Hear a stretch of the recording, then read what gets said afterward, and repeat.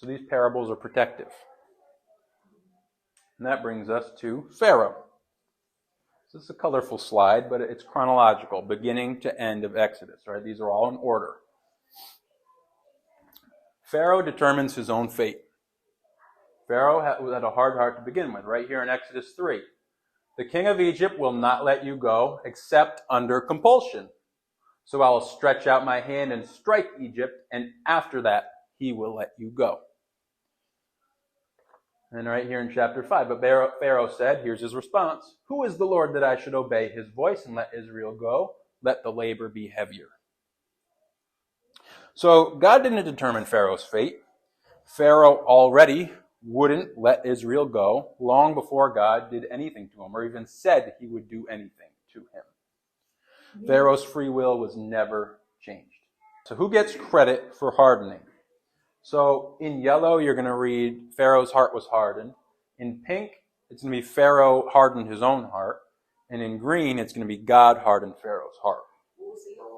Yellow, it's just, there's no credit given. It's just Pharaoh's heart was hardened. It doesn't say who hardened it or what hardened it. Just said his heart was hardened. So either way, you see that there's this evolution going on in the book where Pharaoh's hardening his own heart at first, and then it evolves into God hardening his heart.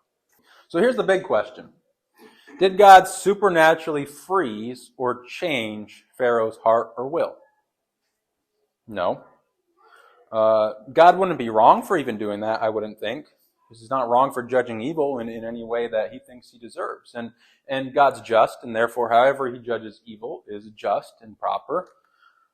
But by nature, he does respect free will, and I just don't see this as being a supernatural changing of Pharaoh's heart. And despite, even though it would be just, I don't see it that way, because Pharaoh already wouldn't let them go. God already said from the beginning, before he even said he was going to harden Pharaoh's heart, or even before he did harden Pharaoh's heart, long before, he already said, he's not going to let him go unless I compel him to. So Pharaoh needed to be compelled to let the people go. He didn't need to be compelled to not let the people go. See that? He needed to be compelled to let them go, not compelled to make them stay. So where's this hardening of the heart even come in? What does this even mean if that's the case? Well, the credit is later given to God because the hardening developed as an interaction between Pharaoh and God, an interaction between the two. So just like that synergism chart we just looked at, it's God giving revelation and truth and man's response to it. Man can harden their own hearts in response to God. This developed as an interaction. So God kept sending Moses to make demands and demanding that he gives up his slaves.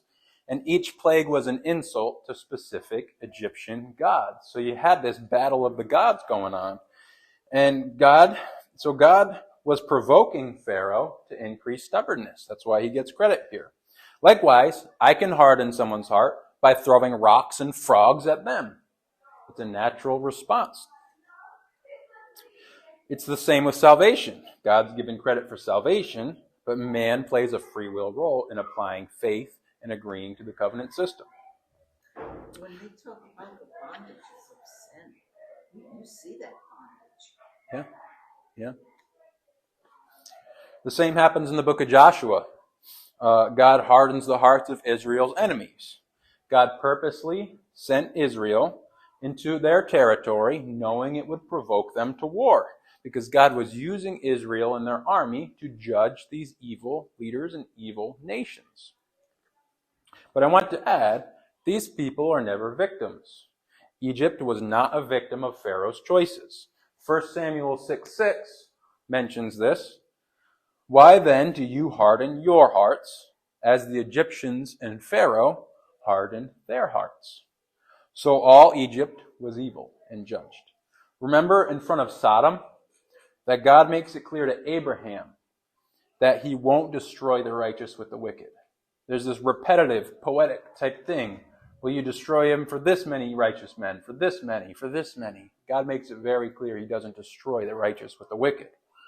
He saved Lot and his kids, not his wife though. He kept Israel safe from the plagues. He honored the 2 midwives. And he rescued Noah and his family from the flood. and he'll protect the saints for the tribulation. So God always protects the righteous from judgment. So anytime you see God hardening a man's heart in the Bible, the same lesson applies. Following God is a choice we get to make. And God saves the faithful and judges evil. And that's the core message through all of the Bible.